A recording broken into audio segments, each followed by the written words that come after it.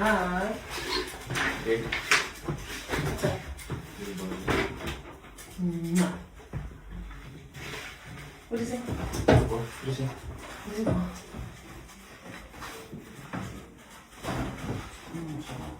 Chi.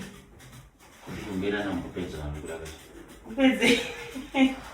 Ndokunda chini. Busy. Ayi chichobita. What is it? What is it? Atsumo office kanchi. Mu office what is it? Anopinda. Banani anopinda? Vanojana nevanopinda. Dai. Mabasa kawana. Mabasa uchasiri ine masekitari enyana ndachingoya chingopinimidza vanhu. Apinimidza anongoya chita zvakuita izvozvo. Uchaseiko kwacho?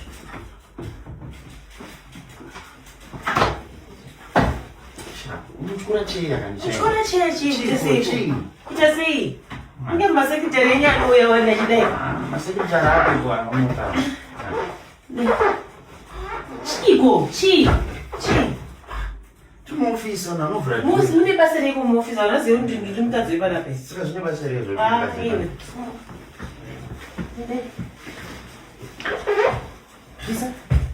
Bisa tinoona.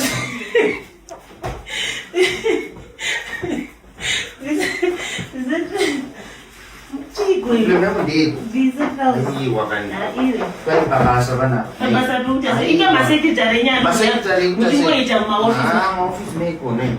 Nai.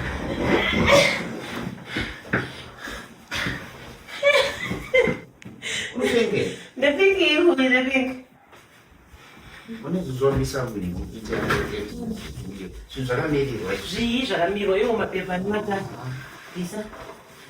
Visa iwe.